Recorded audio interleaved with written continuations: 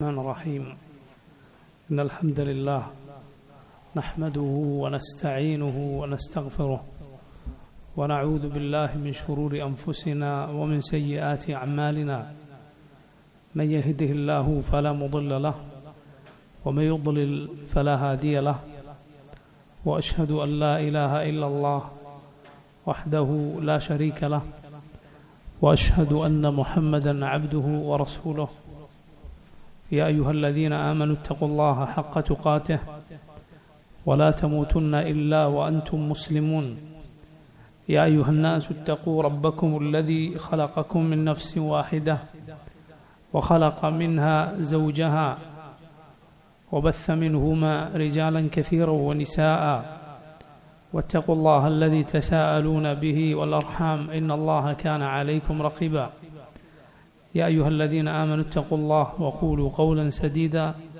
يصلح لكم أعمالكم ويغفر لكم ذنوبكم ومن يطع الله ورسوله فقد فاز فوزا عظيما أما بعد فإن خير الكلام كلام الله وخير الهدي هدي محمد صلى الله عليه وسلم وشر الأمور محدثاتها وكل محدثة بدعة وكل بدعة ضلالة وكل ضلالة في النار സഹോദരങ്ങളെ, പ്രിയമുള്ള കുട്ടികളെ, ഇമാം അബൂബക്കർ ഇബ്നു അബി ദാവൂദ് റഹിമഹുല്ലാ അദ്ദേഹത്തിൻ്റെ ഹായിയ എന്നറിയപ്പെടുന്ന കവിതയാണ്, അതിൻ്റെ വിശദീകരണമാണ് ഇൻഷാ അല്ലാഹ് ഇന്നു മുതൽ ഈ മജ്ലിസുകളിൽ നമ്മൾ പഠനം ആരംഭിക്കുന്നത്. അല്ലാഹു റബ്ബുൽ ആലമീൻ അവൻ സ്വീകരിക്കുന്ന ഒരു സൽക്കർമ്മമായി ഈ മജ്ലിസുകളെ ആക്കി തീർക്കുമാറാകട്ടെ. ആമീൻ. ഈ കവിത ഹായിയ, മന്ദൂമത്തുൽ ഹായിയ, ഇതിലെ വിഷയം അഖീദയാണ്, വിശ്വാസമാണ്. നമ്മുടെ ദീനിൽ ഏറ്റവും പ്രധാനപ്പെട്ട കാര്യം അത് നമ്മുടെ വിശ്വാസമാണ്, നമ്മുടെ അഖീദയാണ്. അത് ശരിയായെങ്കിൽ മാത്രമേ ബാക്കിയുള്ള കാര്യങ്ങൾ സ്വീകരിക്കപ്പെടുകയുള്ളൂ. ഇസ്ലാം അതിൻ്റെ അടിത്തറ യഥാർത്ഥത്തിൽ അതിലെ വിശ്വാസമാണ്. അത് നേരായില്ല എങ്കിൽ, അതിൽ ഗുരുതരമായ പ്രശ്നങ്ങൾ സംഭവിച്ചാൽ അതിന് മുകളിൽ പടുത്തുയർത്തപ്പെടുന്ന പ്രവർത്തനങ്ങൾ പൊളിഞ്ഞു പോകും. അതുകൊണ്ടാണ് നോക്കൂ, അള്ളാഹുവിൻ്റെ നബിമാരെല്ലാം അതിനാണ് ഏറ്റവും വലിയ പ്രാധാന്യം കൊടുത്തത്. നബിമാരുടെ വാക്കായി ഖുർആനിൽ അള്ളാഹു ആവർത്തിച്ചു പറഞ്ഞത് നമുക്ക് കാണാം. യാ ഖൗമി അബ്ദുല്ലാഹ് മാ ലക്കും മിൻ ഇലാഹിൻ ഗൈറുഹു. യാ ഖൗമി, ഓ എൻ്റെ ജനങ്ങളെ, അബ്ദുല്ലാഹ്, അള്ളാഹുവിനെ ആരാധിക്കുക നിങ്ങൾ. മാ ലക്കും മിൻ ഇലാഹിൻ ഗൈറുഹു, നിങ്ങൾക്ക് അവനല്ലാതെ മറ്റൊരു ഇലാഹില്ല. അള്ളാഹു അല്ലാതെ നിങ്ങളുടെ ആരാധനകൾക്ക് അർഹനായി മറ്റൊരുവനില്ല. മുസ്ലിമും കാഫിറും യഥാർത്ഥത്തിൽ വേർതിരിയുന്നത് എന്തിൻ്റെ അടിസ്ഥാനത്തിലാണ്? യഥാർത്ഥത്തിൽ അവർ ആദ്യം വേർതിരിയുന്നത് അവരുടെ വിശ്വാസത്തിൻ്റെ അടിസ്ഥാനത്തിലാണ്. അല്ല എങ്കിൽ ചില ആളുകളെങ്കിലും മുസ്ലിമീങ്ങൾ ചെയ്യുന്ന നന്മകൾ, അള്ളാഹുവിൻ്റെ റസൂലുകൾ പഠിപ്പിച്ച നന്മകൾ ചെയ്യുന്ന, എന്നാൽ അള്ളാഹുവിലോ അവൻ്റെ റസൂലിലോ വിശ്വസിക്കാത്തവർ ഉണ്ടാകും. എവിടെയാണ് ഈ മുസ്ലിമും കാഫറും വേർതിരിയുന്നത്? അവരുടെ വിശ്വാസത്തിൻ്റെ കാര്യത്തിലാണ്. വിശ്വാസമില്ലേ പ്രവർത്തനങ്ങളുടെ സ്ഥിതി എന്താണ്? ഖുർആനിൽ അല്ലാഹു പറഞ്ഞതുപോലെയാണ്, വഖദിംനാ ഇലാ മാ അമിലൂ മിൻ അമലിൻ ഫജഅൽനാഹു ഹബാഅൻ മൻഥൂറ. അല്ലാഹു പറഞ്ഞു, വഖദിംനാ ഇലാ മാ അമിലൂ മിൻ അമൽ, അവർ പ്രവർത്തിച്ച പ്രവർത്തനങ്ങളിലേക്ക് നാം ചെല്ലും. ഫജഅൽനാഹു ഹബാഅൻ മൻഥൂറ, അതിനെ നാം പാളിപ്പോയ ധൂളികൾ കണക്കാക്കി തീർക്കും. ഹബാഉം മൻസൂർ എന്നതിന് നൽകപ്പെട്ടൊരു വിശദീകരണമാണ്. വൈകുന്നേരങ്ങളിൽ അരിച്ചു വരുന്ന വെയിലിലേക്ക് നോക്കിയാൽ നമുക്ക് അതിൽ ഇങ്ങനെ പൊടിപടലം കാണും. കണ്ടിട്ടില്ലേ നിങ്ങൾ? വൈകുന്നേരങ്ങളിൽ വരുന്ന നേർത്ത വെളിച്ചത്തിലേക്ക്, സൂര്യപ്രകാശത്തിലേക്ക് നോക്കിയാൽ ഇങ്ങനെ ഒരു തരം പൊടിപടലം കാണാം. അതുപോലെ അള്ളാഹു പ്രവർത്തനങ്ങളെ ആക്കി തീർക്കുമെന്നാണ്. സുബ്ഹാനല്ലാഹ്, പ്രവർത്തനങ്ങളൊന്നും പ്രയോജനപ്പെടുകയില്ല യഥാർത്ഥ വിശ്വാസമില്ല എങ്കിൽ. നമ്മുടെ ഉമ്മ ആയിഷ റളിയല്ലാഹു അൻഹ റസൂലുള്ളാഹി സ്വല്ലല്ലാഹു അലൈഹി വസല്ലമയോട് ആയിഷ റളിയല്ലാഹു അൻഹയുടെ കുടുംബത്തിൽപ്പെട്ട ജാഹിലിയത്തിൽ ജീവിച്ചു മരിച്ച ഇബ്നു ജുദ്ആൻ, അബ്ദുല്ലാഹ് ഇബ്നു ജുദ്ആൻ എന്നയാളെക്കുറിച്ച് ചോദിച്ച ഒരു കാര്യമുണ്ട്. റസൂലുള്ളാഹി സ്വല്ലല്ലാഹു അലൈഹി വസല്ലമയോട് ആയിഷ റളിയല്ലാഹു അൻഹ ചോദിച്ചു, നബിയെ, ഇബ്നു ജുദ്ആന്റെ സ്ഥിതി എന്താണ്? അയാൾ പണ്ട് ജാഹിലിയത്തിൽ കുടുംബബന്ധം ചേർത്തിരുന്ന, അടിമകളെ മോചിപ്പിച്ചിരുന്ന, അങ്ങനെ നന്മകളൊക്കെ ചെയ്തിരുന്ന, സമൂഹത്തിന് സേവനം ചെയ്തിരുന്ന ഒരാളായിരുന്നു. ഫഹൽ ദാലിക നാഫിഉ, ആ ചെയ്ത പ്രവർത്തനങ്ങൾ അയാൾക്ക് ഉപകരിക്കുമോ? ആൾ മരിച്ചുപോയി. റസൂലുള്ളാഹി സ്വല്ലല്ലാഹു അലൈഹി വസല്ലം പറഞ്ഞു, ലാ, അത് പ്രയോജനപ്പെടുകയില്ല. ഇന്നഹു ലം യഖുൽ യൗമൻ റബ്ബി ഗ്ഫിർ ലി ഖതീഅതി യൗമദ്ദീൻ. അയാൾ ഒരിക്കൽ പോലും തൻ്റെ ജീവിതത്തിൽ അള്ളാഹുവിനോട് തേടിയിട്ടില്ല, അള്ളാഹുവെ, വിചാരണയുടെ നാളിൽ യൗമുദ്ദീനിൽ നീ എനിക്ക് എൻ്റെ പാപങ്ങൾ പുറത്തു തരണേ. നരകത്തിൽ നിന്ന് അയാൾ കാവൽ തേടിയിട്ടില്ല. അയാൾക്ക് അതേക്കുറിച്ച് വിശ്വാസമുണ്ടായിരുന്നില്ല. അതുകൊണ്ട് നോക്കൂ, പ്രവർത്തിച്ച പ്രവർത്തനങ്ങളെല്ലാം പൊളിഞ്ഞുപോയിരിക്കുന്നു. കാരണം അതിൻ്റെ അടിസ്ഥാനത്തിലായിരിക്കണം പ്രവർത്തനങ്ങൾ, അല്ലെങ്കിൽ അത് സ്വീകരിക്കപ്പെടുകയില്ല. അവരുടെ പ്രവർത്തനങ്ങൾക്കുള്ള പ്രതിഫലം അള്ളാഹു ഈ ലോകത്ത് വെച്ച് തന്നെ തികച്ചു കൊടുക്കും. അള്ളാഹുവിൻ്റെ ഏതെങ്കിലും ഒരു അനുഗ്രഹത്തിന് പകരം അവർ ചെയ്ത മുഴുവൻ പ്രവർത്തനങ്ങളും കൊണ്ടുവച്ചാലും അത് പകരമാവുകയില്ല. അത്രയും വലുതാണ് അള്ളാഹു നൽകിയ അനുഗ്രഹങ്ങൾ. നോക്കൂ, അതുകൊണ്ട് കർമ്മങ്ങൾ സ്വീകരിക്കപ്പെടണോ, വിശ്വാസം അത് നേരെയായിരിക്കണം, അല്ലെങ്കിൽ പ്രവർത്തനങ്ങൾ പൊളിയും. വലഖദ് ഊഹിയ ഇലൈക വഇലൽ ലദീന മിൻ ഖബ്ലിക ലഇൻ അശ്റക്ത ലയഹ്ബതന്ന അമലുക വലതകൂനന്ന മിനൽ ഖാസിരീൻ. നബിയെ, താങ്കൾക്കും മുൻപുള്ള നബിമാർക്കും വഹി നൽകിയ കാര്യമാണ്. അള്ളാഹുവിന്റെ വഹിയായി ലഭിച്ചിരിക്കുന്നു. എന്ത്? ലഇൻ അശ്റക്ത ലയഹ്ബതന്ന അമലുക, താങ്കളെങ്ങാനും അള്ളാഹുവിൽ പങ്കുചേർത്താൽ ലയഹ്ബതന്ന അമലുക, പ്രവർത്തനങ്ങൾ മുഴുവൻ തകർന്നു പോകും. വലതകൂനന്ന മിനൽ ഖാസിരീൻ, നഷ്ടക്കാരുടെ കൂട്ടത്തിൽ താങ്കൾ അകപ്പെട്ടുപോകും. ഇതുകൊണ്ടാണ് നമ്മുടെ റസൂൽ സല്ലല്ലാഹു അലൈഹി വആലിഹി വസല്ലം സുദീർഘമായ വർഷങ്ങൾ ജനങ്ങൾ അഖീദ പഠിപ്പിക്കാൻ, വിശ്വാസം അവരുടേത് നേരെയാക്കാൻ മാറ്റിവെച്ചത്. ഇസ്ലാമിലെ പ്രവർത്തനങ്ങളിൽ ഏറ്റവും പ്രധാനപ്പെട്ട പ്രവർത്തനം, അമൽ ഏതാണ്? പ്രവർത്തനങ്ങൾ നിസ്കാരമാണ്. ആ നിസ്കാരം പോലും, 5 നേരത്തെ നിസ്കാരം നബി സല്ലല്ലാഹു അലൈഹി വസല്ലമക്ക് അള്ളാഹു നിർബന്ധമാക്കിയത് ഇസ്റാ മിഅറാജിന്റെ രാത്രിയിലാണ്. ഇസ്റാ മിഅറാജ് നടന്നത്, ധാരാളം പണ്ഡിതന്മാർ അഭിപ്രായപ്പെടുന്നത്, റസൂലുള്ളാഹി സ്വല്ലല്ലാഹു അലൈഹി വസല്ലമയുടെ മക്ക കാലഘട്ടത്തിന്റെ അവസാനത്തിലാണ്. നബി സല്ലല്ലാഹു അലൈഹി വസല്ലം മദീനയിലേക്ക് ഹിജറ പോകുന്നതിന് അടുപ്പിച്ച്, മക്ക കാലഘട്ടത്തിന്റെ അവസാനം, അത്രയും വർഷങ്ങൾ റസൂലുള്ളാഹി സ്വല്ലല്ലാഹു അലൈഹി വസല്ലം അവരോട് എന്താണ് പഠിപ്പിച്ചത്? നിസ്കരിക്കാനാണ്, വിശ്വാസം നേരെയാക്കാനാണ്. നിസ്കാരം പോലും അതിനുശേഷം മാത്രമാണ്. സുബ്ഹാനല്ലാഹ്. മദ്യം എത്ര ദുഷിച്ച തിന്മയാണ്. ഉമ്മുൽ ഖബായിസ് എന്നതിനെ കുറിച്ച് പറയപ്പെട്ടിട്ടുണ്ട്. തിന്മകളുടെ എല്ലാം മാതാവ്, ഒരുപാട് തിന്മയിലേക്ക് നയിക്കുന്ന വലിയ തിന്മയാണ് മദ്യം എന്ന് പറയുന്നത്. നോക്കൂ നിങ്ങൾ, ഇസ്ലാമിൽ അത് വിലക്കപ്പെട്ടത് മക്ക കാലഘട്ടം മുഴുവൻ കഴിഞ്ഞ് റസൂലുള്ളാഹി സ്വല്ലല്ലാഹു അലൈഹി വസല്ലമയുടെ സഹാബത്ത് നബി സല്ലല്ലാഹു അലൈഹി വസല്ലമയുടെ കൂടെ മദീനയിലെത്തിയ ശേഷം, മദീനയിലെത്തിയിട്ടും വീണ്ടും കാലം കഴിഞ്ഞിട്ടാണ് അവിടെയാണ് അത് വിലക്കപ്പെടുന്നത്. അത്രയും കാലം വിശ്വാസം നേരെയാക്കുകയായിരുന്നു. അതുകൊണ്ടാണ് നോക്കൂ, ആ വിശ്വാസം അഖീദ ഉറച്ചപ്പോൾ, മദ്യ വിലക്കിയ ആയത്തിറങ്ങിയപ്പോൾ അത് ഉപേക്ഷിക്കാൻ അവർക്കൊരു പ്രയാസവും തോന്നിയില്ല. അവരത് വലിച്ചെറിഞ്ഞു. നമ്മുടെ ഉമ്മ ആയിഷ റളിയല്ലാഹു അൻഹ പറഞ്ഞതുപോലെ, നബി സല്ലല്ലാഹു അലൈഹി വസല്ലം എങ്ങാനും ജനങ്ങളോട് ആദ്യം അത് വിലക്കിയിരുന്നുവെങ്കിൽ അവരാരും അനുസരിക്കുമായിരുന്നില്ല. വിശ്വാസം അത് ഉറപ്പിച്ചു എന്ന് മാത്രമല്ല, സൽ പ്രവർത്തനങ്ങൾ യഥാർത്ഥത്തിൽ ഉണ്ടാകുന്നത് വിശ്വാസത്തിലൂടെയാണ്. ഒരാളുടെ അമൽ നന്നാകണോ, യഥാർത്ഥത്തിൽ അവന്റെ വിശ്വാസം നന്നായാലാണ് അത് നന്നാവുക. യഥാർത്ഥത്തിൽ നിലനിൽക്കുന്ന അമൽ. നോക്കൂ, അല്ലാഹു അതിന് ഉദാഹരണം പറഞ്ഞത്, അലം തറ കൈഫ ضرب الله مثلا كلمة طيبة كشجرة طيبة أصلها ثابت وفرعها في السماء تؤتي أكلها كل حين بإذن ربها ويضرب الله الأمثال للناس. നോക്കൂ, നല്ല ഒരു കാര്യത്തിന്റെ ഉദാഹരണം ഒരു നല്ല മരം പോലെയാണ്. അതിന്റെ വേര് ഉറച്ചിരിക്കുന്നു, അതിന്റെ ശിഖരങ്ങൾ മുകളിലേക്ക് ഉയർന്നിരിക്കുന്നു, അത് അതിന്റെ ഫലങ്ങൾ ആളുകൾക്ക് നൽകിക്കൊണ്ടിരിക്കുന്നു ഓരോ സമയത്തായിക്കും. മുഅ്മിനിന്റെ ഉദാഹരണമാണത്. അവന്റെ വിശ്വാസം മരത്തിന്റെ വേര് പോലെ ഉറച്ചിരിക്കുന്നു, അവന്റെ നന്മകൾ ജനങ്ങൾക്ക് കിട്ടിക്കൊണ്ടിരിക്കുന്നു, അവന്റെ സക്കാത്തും സദഖയും സദുപദേശങ്ങളും നല്ല സഹവാസവും അവന്റെ നസീഹത്തുകളും എല്ലാം. എന്നാൽ വിശ്വാസമില്ലേ, മോശമായ വിശ്വാസത്തിന്റെ ഉദാഹരണം ومثل كلمة خبيثة كشجرة خبيثة اجتثت من فوق الأرض ما لها من قرار. ഭൂമിയിൽ നിന്ന് പിഴുതെറിയപ്പെട്ട ഒരു മോശം മരത്തിൻ്റെത് പോലെയാണ്.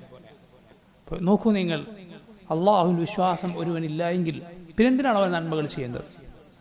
ഒരു പരലോകം ഒരുവൻ പ്രതീക്ഷിക്കാനില്ല എങ്കിൽ എന്തിനാണ് അവൻ നീതി പാലിക്കുന്നത്, നന്മ ചെയ്യുന്നത്? അപ്പോൾ വിശ്വാസമാണ് യഥാർത്ഥത്തിൽ നമ്മെ നന്മയിലേക്ക് നയിക്കുന്നത്. നിങ്ങൾ ചിന്തിച്ചു നോക്കൂ, ആലോചിച്ചു നോക്കൂ. നിങ്ങൾ, ഇസ്ലാമാണ് യഥാർത്ഥത്തിൽ എല്ലാ നന്മകളും പഠിപ്പിച്ചത്, തിന്മകളെല്ലാം വിലക്കിയത്. അതുകൊണ്ട് ഏതെങ്കിലും ഒരു മുസ്ലിം, അള്ളാഹുവിലും പരലോകത്തിലും വിശ്വസിക്കുന്നവൻ ഒരു തിന്മ ചെയ്താൽ, ഒരു മോശമായ കാര്യം പ്രവർത്തിച്ചാൽ ഒരാളും വരരുത് അതിന്റെ പേരിൽ ഇസ്ലാമിനെ കുറ്റം പറയാം. കാരണം ഇസ്ലാം അത് വിലക്കിയിട്ടാണുള്ളത്. ഇതെന്ത് നീതിയാണ്? ഞാൻ വിലക്കിയ ഒരു കാര്യം, ഞാൻ ചെയ്യരുത് എന്ന് പറഞ്ഞ കാര്യം ഒരാൾ ചെയ്തത് നിങ്ങളെങ്ങനെ എന്നെ കുറ്റം പറയും? ഞാൻ വിലക്കിയ ഒരു കാര്യം മറ്റൊരാൾ ചെയ്തതിന് നിങ്ങൾ എങ്ങനെയാണ് എന്നെ കുറ്റം പറയുക? അല്ല, യഥാർത്ഥത്തിൽ ഒരുവൻ തിന്മ ചെയ്യുമ്പോൾ അവൻ മുസ്ലിമാണ് എങ്കിൽ പോലും തിന്മ ചെയ്യുന്ന സന്ദർഭത്തിൽ അവൻ അടുത്തു നിൽക്കുന്നത് ഇസ്ലാമിനോടല്ല, കുഫറിനോടാണ്. അടുത്തു നിൽക്കുന്നത് അതിനോടാണ്. റസൂലുള്ളാഹി സ്വല്ലല്ലാഹു അലൈഹി വസല്ലം പറഞ്ഞു, ലാ യസ്നി الزاني حين يزني وهو مؤمن ولا يسرق السارق حين يسرق وهو مؤمن.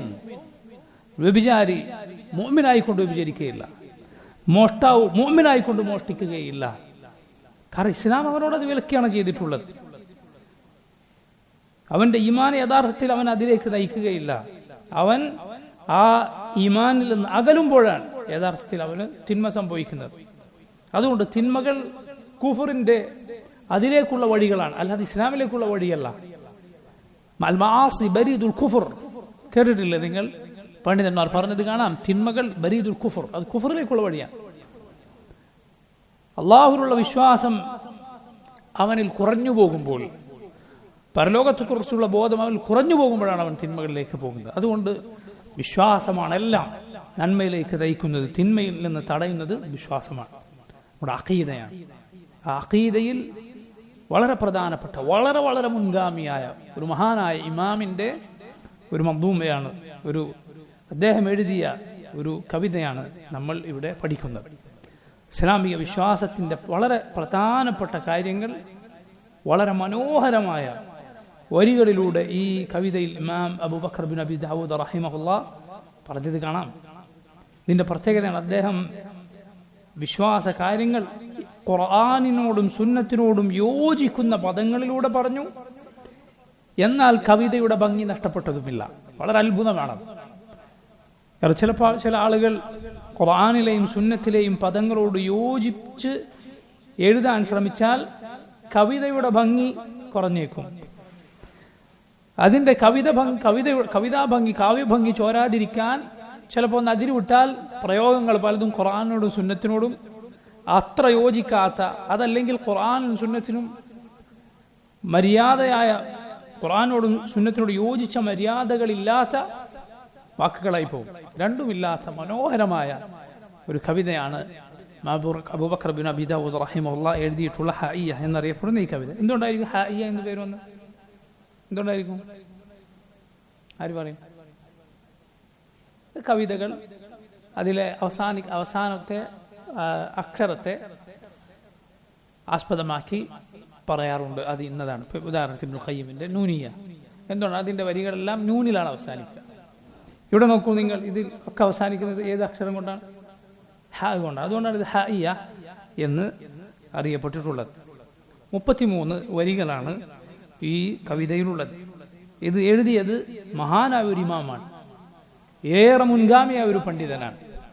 ഇമാം അബൂബക്കർ ഇബ്ൻ അബി ദാവൂദ് റഹിമഹുല്ലാഹ്. ഇദ്ദേഹത്തിന്റെ പിതാവ് അബൂദാവൂദ് ആരാണ്? ഇദ്ദേഹത്തിന്റെ പിതാവ് അബൂദാവൂദ് സുനൻ അബി ദാവൂദ് അതിന്റെ കർത്താവാണ്. 6 ഹദീസിന്റെ ഗ്രന്ഥങ്ങൾ അൽ കുതുബു സിത്ത എന്നറിയപ്പെടുന്ന 6 ഹദീസിന്റെ ഗ്രന്ഥങ്ങൾ ഉണ്ടല്ലോ. ഇമാം ബുഖാരിയുടെ സഹീഹ്, ഇമാം മുസ്ലിമിന്റെ സഹീഹ്, പിന്നെ അടുത്തതായി എണ്ണുക ഏതാണ്? അടുത്തതായി ആ 4 എണ്ണം എണ്ണുന്നതിനും ഒരു തർത്തീബ് പണ്ഡിതന്മാർക്കിടയിലുണ്ട്. പിന്നെ എണ്ണുന്നത് ഏതാ? അബൂദാവൂദിന്റെ സുനനാണ്. സഹീഹ് ബുഖാരി, സഹീഹ് മുസ്ലിം, സുനൻ അബി ദാവൂദ്, ജാമിഉ തിർമിദി, സുനൻ നസായി, സുനൻ ഇബ്നു മാജ. ഈ 4 ഗ്രന്ഥങ്ങൾ സഹീഹ് ബുഖാരി, സഹീഹ് മുസ്ലിം, സുനൻ അബി ദാവൂദ്, ജാമിഉ തിർമിദി, സുനൻ നസായി, സുനൻ ഇബ്നു മാജ. പൊതുവെ മൂന്നാമതായി എണ്ണാറുള്ളത് ആരുടെ സുനനാണ്? ഇമാം അബൂദാവൂദിന്റെ ആ സുനൻ ഹദീസുകൾ അതിൽ ക്രോഡീകരിച്ച ഇമാം അബൂദാവൂദിന്റെ മകനാണ് ആര്? ഈ കവിത എഴുതിയ അബൂബക്കർ ഇബ്നു അബി ദാവൂദ്. ഇമാം അബൂദാവൂദിന്റെ പേര് അബൂദാവൂദ് കുനിയത്താണ്, നിങ്ങൾക്കറിയാം. അബൂദാവൂദ് കുനിയത്താണ്. പേരെന്താണ്? സുലൈമാൻ ഇബ്നു അൽ അശ്അത്ത്. സുലൈമാൻ ഇബ്നു അശ്അത്ത് എന്നാണ് ഇമാം അബൂദാവൂദിന്റെ പേര്. അദ്ദേഹത്തിന്റെ മകനാണ് ഇദ്ദേഹം അബൂബക്കർ. അബൂബക്കറും കുനിയത്താണ്. അദ്ദേഹത്തിന്റെ പേര് അബ്ദുല്ലാഹ് എന്നാണ്. അബ്ദുല്ലാഹ് ഇബ്നു അബി ദാവൂദ് അല്ലെങ്കിൽ അബ്ദുല്ലാഹ് ഇബ്നു സുലൈമാൻ ഇബ്നു അൽ അശ്അത്ത്, അബ്ദുല്ലാഹ് ഇബ്നു സുലൈമാൻ ഇബ്നു അൽ അശ്അത്ത് റഹിമഹുമല്ലാഹ്. ഹിജ്റ 230 ഇദ്ദേഹം ജനിച്ചത്. ഇമാം അബൂബക്കർ ബിൻ അബി ദാവൂദ് ജനിച്ചത് ഹിജ്റ 230 സിജിസ്ഥാൻ എന്നറിയപ്പെടുന്ന ഒരു നാട്ടിലാണ്. മരണപ്പെട്ടത് ഹിജ്റ 316 ഹിജ്റ 316. അപ്പൊ നോക്കൂ നിങ്ങൾ, അദ്ദേഹം ജീവിച്ച കാലം നബി സല്ലല്ലാഹു അലൈഹി വസല്ലമയുടെ കാലത്തോട്, സഹാബത്തിന്റെ കാലത്തോട്, താബിഈങ്ങളുടെ കാലത്തോട് എത്ര അടുത്താണ്. ഹിജ്റ 3-ാമത്തെയും 4-ാമത്തെയും നൂറ്റാണ്ടിലാണ് ഇദ്ദേഹം ജീവിച്ചത്. ഹിജ്റ 3-ാമത്തെയും 4-ാമത്തെയും നൂറ്റാണ്ടിൽ. ഹിജ്റ 230 ജനിച്ചു. അപ്പൊ ഹിജ്റ 3-ാം നൂറ്റാണ്ടാണ്. ഹിജ്റ 316 മരണപ്പെട്ടു. ഹിജ്റ 4-ാം നൂറ്റാണ്ടാണത്. അദ്ദേഹത്തിന്റെ പിതാവ് ഇമാം അബൂദാവൂദ്, അദ്ദേഹത്തിന്റെ ഇൽമ്, അദ്ദേഹത്തിന്റെ ശ്രേഷ്ഠത ആർക്കാണ് അറിയാത്തത്? അദ്ദേഹത്തിൽ നിന്ന് ഒട്ടും കുറയാത്ത അറിവും ശ്രേഷ്ഠതയും ഉള്ള മഹാനായ പണ്ഡിതനാണ് ഇദ്ദേഹം. എത്രത്തോളം ഇമാം അദ്ദഹബി റഹിമഹുല്ലാഹ് അദ്ദേഹം സിയറു അലാമിൻ നുബലായിൽ പറഞ്ഞത് കാണാം. വകാന മിൻ ബുഹൂരിൽ ഇൽം, അറിവിൽ ഒരാഴക്കടലായിരുന്നു ഇദ്ദേഹം ഇമാം അബൂബക്കർ ഇബ്നു അബി ദാവൂദ്. ബിഹൈതു ഇന്ന ബഅദഹും ഫദ്ദലഹു അലാ അബീഹി, എത്രത്തോളം ചില പണ്ഡിതന്മാർ പിതാവിനേക്കാൾ ഇമാം അബൂദാവൂദിനെയും കടത്തിവെട്ടുന്ന വിജ്ഞാനമുള്ള പണ്ഡിതനായിരുന്നു ഇദ്ദേഹം എന്നുവരെ ചില പണ്ഡിതന്മാർ പറഞ്ഞത് കാണാം. ഇദ്ദേഹത്തിന് പല ഗ്രന്ഥങ്ങളുമുണ്ട്. സുനൻ, അൽ മസാഹിഫ്, ശരീഅത്തുൽ മഖാരി, അന്നാസിഖ് വൽ മൻസൂഖ്, അൽ ബഅസ് തുടങ്ങിയ കിതാബുകൾ ഇദ്ദേഹത്തിൻ്റെതായി ഉണ്ട്. ഇദ്ദേഹത്തിന്റെ ശിഷ്യന്മാർ നിങ്ങളൊക്കെ പലപ്പോഴും കേട്ടിട്ടുള്ള വലിയ മുഹദ്ദിസുകൾ പലരും ഇമാം അബൂബക്കർ ഇബ്നു അബി ദാവൂദിന്റെ ശിഷ്യന്മാരാണ്. ഇമാം ഇബ്നു ഹിബ്ബാൻ, സഹീഹ് ഇബ്നു ഹിബ്ബാൻ എന്ന വലിയ ഹദീസ് ഗ്രന്ഥം എഴുതിയ ഇമാം ഇബ്നു ഹിബ്ബാൻ ഈ മന്ദൂമ എഴുതിയ അബൂബക്കർ ഇബ്നു അബി ദാവൂദിന്റെ ശിഷ്യന്മാരിൽ ഒരാളാണ്. അതുപോലെ ഇബ്നു ബത്താഹ്, ഇബ്നു ഷാഹീൻ തുടങ്ങിയ വലിയ പണ്ഡിതന്മാർ. ഇദ്ദേഹത്തെ കൊണ്ട് പിതാവ് ഇമാം അബൂദാവൂദ് ചെറിയ പ്രായത്തിൽ തന്നെ ഹദീസുകൾ ശേഖരിക്കാൻ വേണ്ടി ധാരാളം നാടുകളിൽ സഞ്ചരിക്കുകയുണ്ടായി.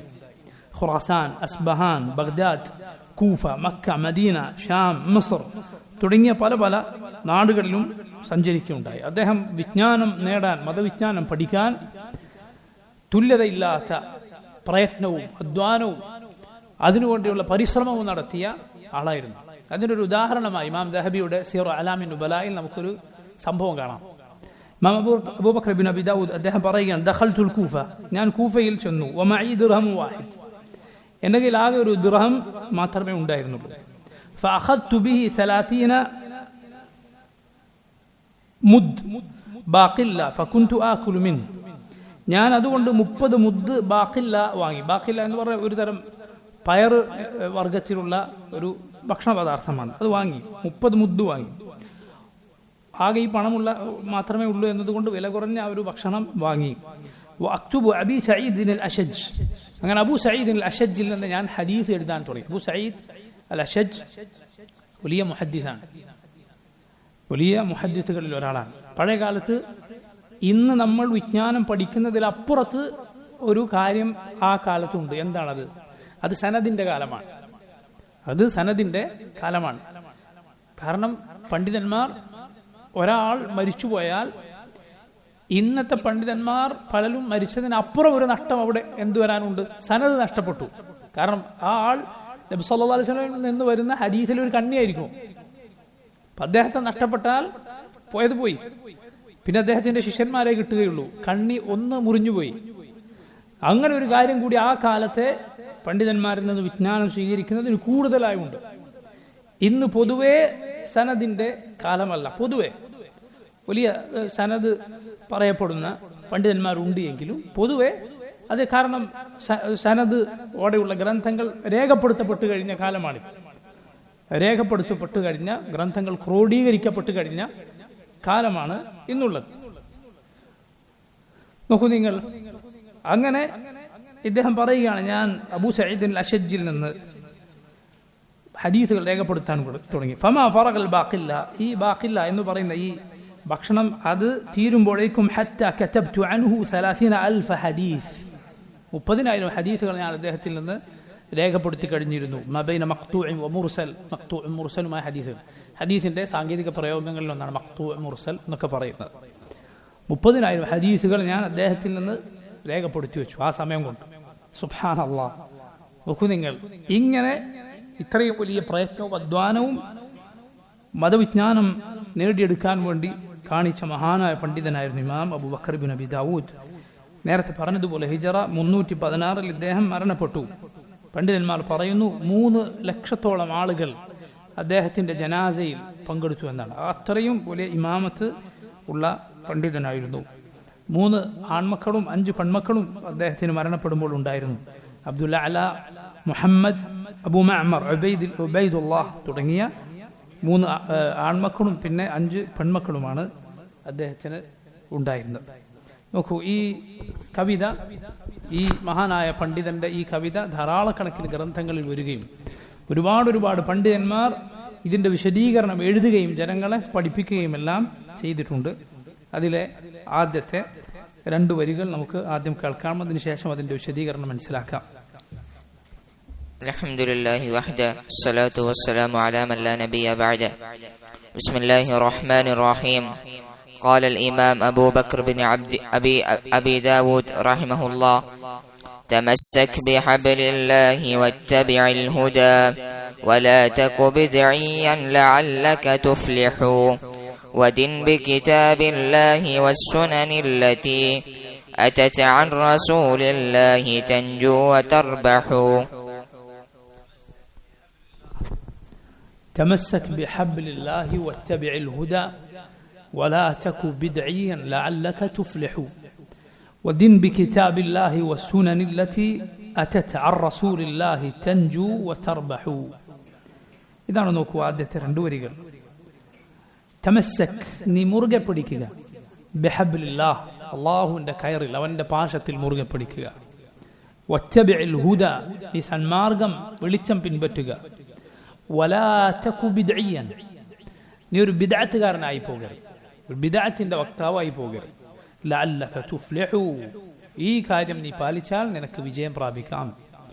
വദിൻ ബികിതാബില്ലാഹ് വസ്സുനനില്ലതി, വദിൻ, നീ നിന്റെ ദീനായി കൊണ്ട് നടക്കുക. നീ അല്ലാഹുവിന് അവന്റെ മുന്നിൽ നാളെ പരലോകത്ത് അവൻ സ്വീകരിക്കാനുള്ള നിന്റെ മതമാക്കുക. എന്ത്? ബികിതാബില്ലാഹ്, അല്ലാഹുവിന്റെ ഗ്രന്ഥം.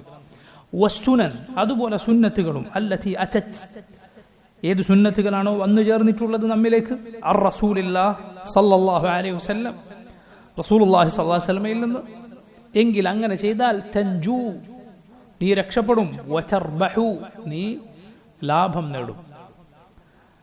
അല്ലാഹു അക്ബർ. നോക്കൂ, ഇത്രയും മഹാനായ, ഇത്രയും മുൻഗാമിയായ ആ പഴയ 3-4 നൂറ്റാണ്ടുകളിൽ ജീവിച്ച ഈ മഹാനായ പണ്ഡിതന്റെ വസിയത്ത് നോക്കൂ നിങ്ങൾ. അൽഹംദുലില്ലാഹ്, അള്ളാഹുവിനെ സ്തുതിച്ചുകൊള്ളുക. ഈ വസിയത്ത് കേൾക്കുമ്പോൾ പ്രയാസം തോന്നാത്തവര് അല്ല, അതാണ് ശരി എന്ന് തോന്നുന്നവരിലാണ് അള്ളാഹു നമ്മെ ഉൾപ്പെടുത്തിയിട്ടുള്ളത്. കിതാബും സുന്നത്തും അതാണ് സ്വീകരിക്കേണ്ടത്. ആ വസിയത്ത് സഹോദരങ്ങളെ പലരും പരിഹസിക്കുന്ന വസിയത്താണ്. ഇവർക്കൊരു ഖുർആനും സുന്നത്തും, ഒരു ഖുർആനും സുന്നത്തും മുറുകെ പിടിക്കാൻ കുറെ ആളുകൾ. എന്താണ് ഖുർആനും സുന്നത്തും മുറുകെ പിടിക്കുക? അങ്ങനെയാണോ? ഇതൊന്നും നമ്മുടെ മുൻഗാമികൾ ആരും കേട്ടിട്ടില്ലേ? ഇതൊക്കെ പാരമ്പര്യമുണ്ടോ എന്ന് ചോദിക്കുന്ന ആളുകളുണ്ടെങ്കിൽ നോക്കുക, യഥാർത്ഥ പാരമ്പര്യം ഇതാണ്. മഹാന്മാരായ മുൻഗാമികളായ പണ്ഡിതന്മാരുടെ വസിയത്താണ് എന്ത്?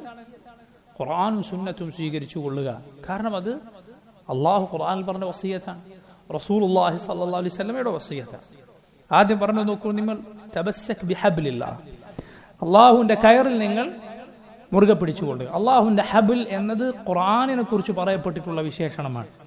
അള്ളാഹുവിന്റെ ഹബിൽ, അള്ളാഹുവിൽ നിന്നുള്ള കയർ. കാരണം ഈ ഖുർആൻ അതൊരു കയറാണ് എങ്കിൽ അതിന്റെ ഒരറ്റം റബ്ബിന്റെ കയ്യിലും അതിന്റെ ഒരറ്റം നമ്മുടെ പക്കലുമാണ്.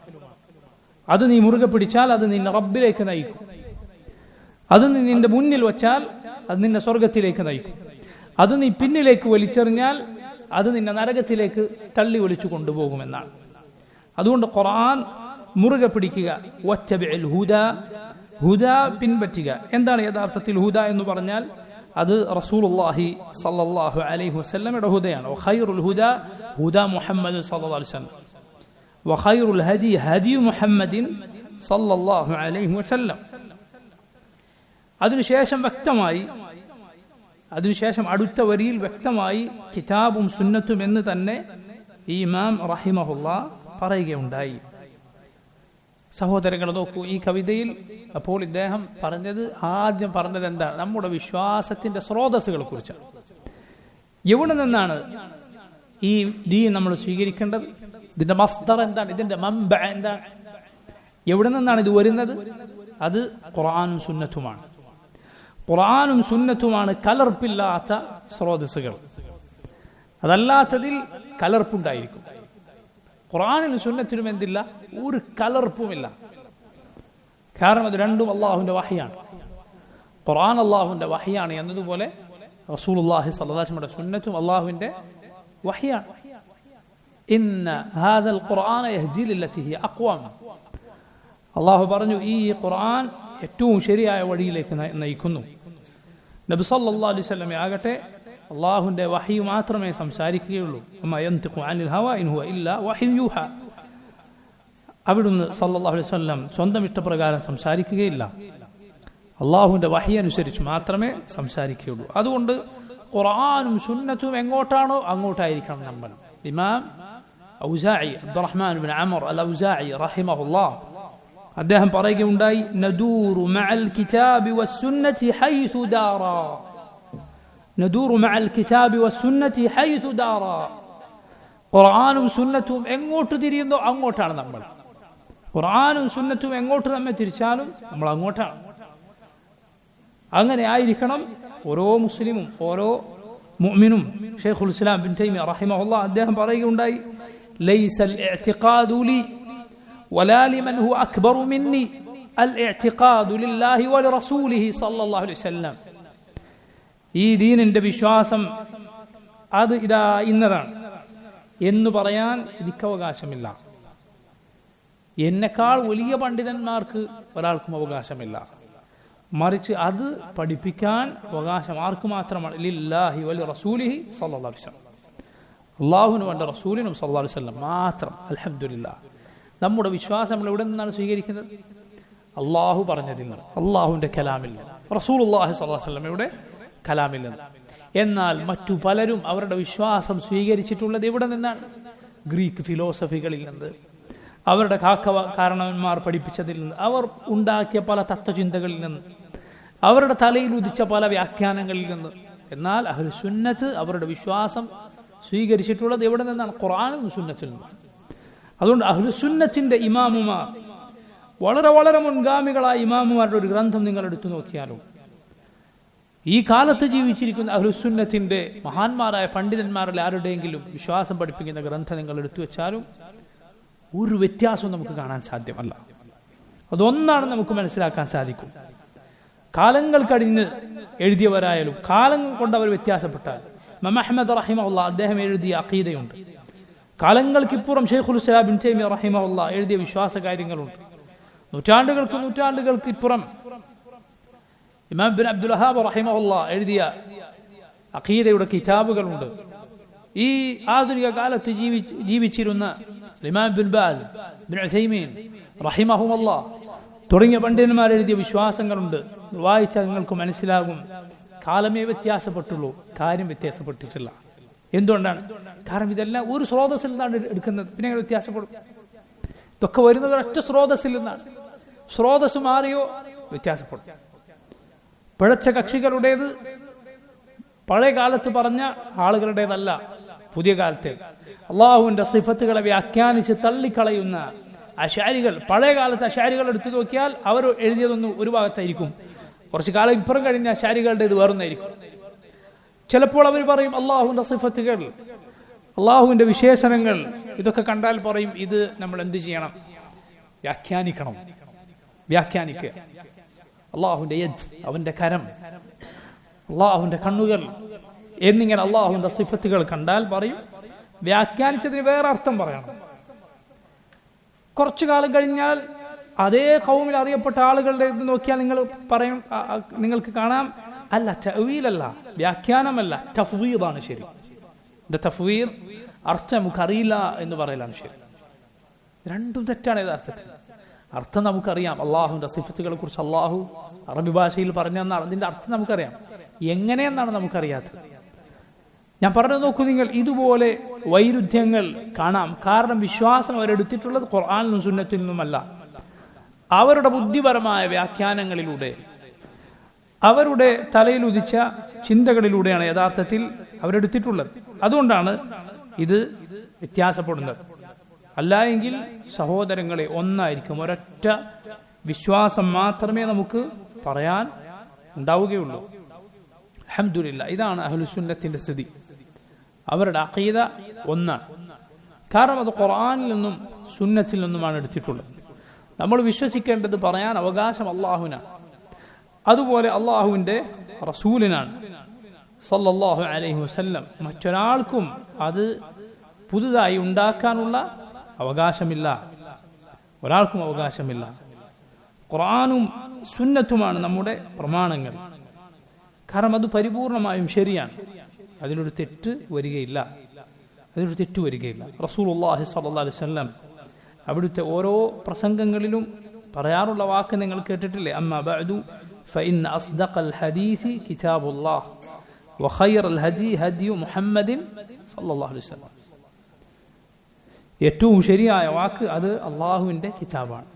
ഏറ്റവും ശരിയായ സന്മാർഗം അത് റസൂലുള്ളാഹി സ്വല്ലല്ലാഹു അലൈഹി വസല്ലമയുടെ മാർഗമാണ്. അതുപോലെ തെറ്റായ കാര്യങ്ങൾ ഏതാണ്? അത് പുതുതായി ഉണ്ടായിട്ടുള്ള കാര്യങ്ങളാണ്. അതാണ് ഏറ്റവും മോശമായ കാര്യം. പിൽക്കാലത്ത് ഈ ദീൻ എന്ന പേരിൽ ആളുകൾ വിശ്വാസത്തിൽ കടത്തിക്കൂട്ടിയ, കലർത്തിയ കാര്യങ്ങൾ, അതൊന്നും നമുക്ക് വേണ്ടതില്ല. നമുക്ക് നബി സല്ലല്ലാഹു അലൈഹി വസല്ലം പഠിപ്പിച്ച ആ ശരിയായ വഴി മാത്രമേ വേണ്ടതുള്ളൂ. അള്ളാഹുവിന്റെ കയറിൽ നിങ്ങൾ മുറുകെ പിടിക്കുക, അത് യഥാർത്ഥത്തിൽ ഖുർആനിലെ പ്രയോഗമാണ്. നോക്കൂ, അള്ളാഹു ഖുർആനിൽ എന്താണ് പറഞ്ഞത്? വഅതസിമൂ ബിഹബ്ലില്ലാഹി ജമീഅൻ, നിങ്ങൾ എല്ലാവരും ഒന്നിച്ച് അള്ളാഹുവിന്റെ കയറിൽ മുറുകെ പിടിക്കുക. വലാ തഫറഖൂ, നിങ്ങൾ ഭിന്നിക്കരുത്. അള്ളാഹുവിന്റെ കലാമിൽ നിന്ന് വിട്ടാൽ ആളുകൾ ഭിന്നിച്ചു പോകും. അതുപോലെ നോക്കൂ, ഫസ്തംസിക് ബില്ലദി ഊഹിയ ഇലൈക്, നബിയെ താങ്കൾക്ക് വഹി നൽകപ്പെട്ടതെന്തോ അത് മുറുകെ പിടിക്കുക. ഖുർആനിൽ അള്ളാഹു പറഞ്ഞ കാര്യമാണ്. അള്ളാഹുവിന്റെ സന്മാർഗം വന്നെത്തിയാൽ അത് മുറുകെ പിടിക്കുക, അതിനെ പിൻപറ്റുക. ഫഇമ്മാ യഅതിയന്നകും മിന്നി ഹുദൻ ഫമൻ ഇത്തബഅ ഹുദായ ഫലാ യളില്ലു വലാ യഷ്ഖാ. സൂറത്തു ത്വാഹയിൽ അള്ളാഹു പറഞ്ഞു, എന്നിൽ നിന്ന് സന്മാർഗം നിങ്ങൾക്ക് വന്നെത്തിയാൽ, എന്റെ സന്മാർഗം ആര് പിൻപറ്റിയോ, ഫലാ യളില്ലു വലാ യഷ്ഖാ. രണ്ട് കാര്യങ്ങളാണ് പറഞ്ഞത്. ഫലാ യളിൽ, അവൻ വഴിതെറ്റുകയില്ല. വലാ യഷ്ഖാ, അവൻ ദൗർഭാഗ്യം അടയുകയില്ല.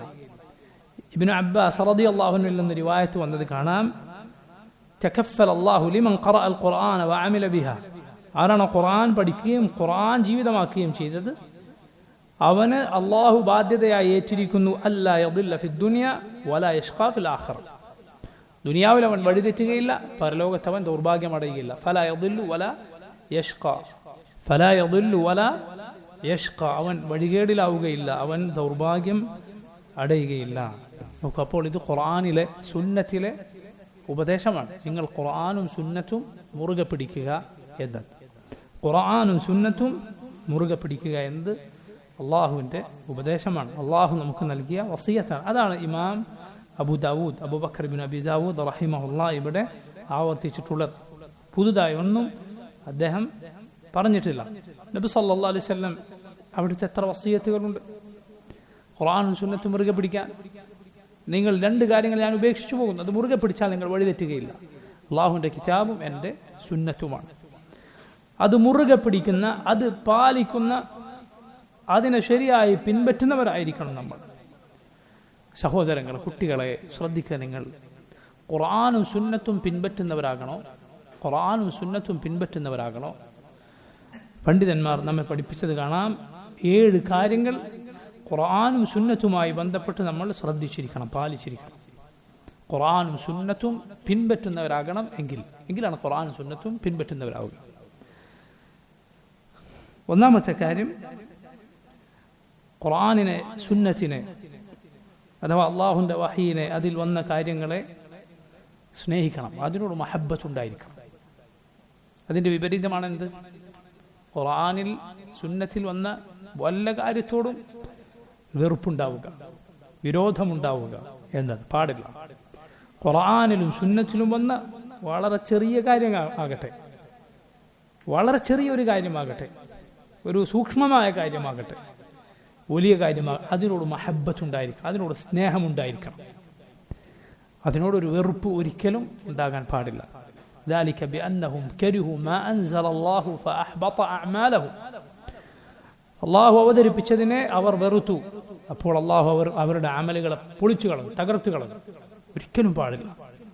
ഇസ്ലാമിലെ ഒരു നിയമം അത് ഒരുവൻ പാലിച്ചില്ല, പാലിക്കാൻ അവന് സാധിക്കാതെ വന്നു എങ്കിൽ പോലും അവൻ ആ നിയമത്തെ വെറുക്കുക പാടില്ല, അവനതിന് ഇഷ്ടപ്പെടണം.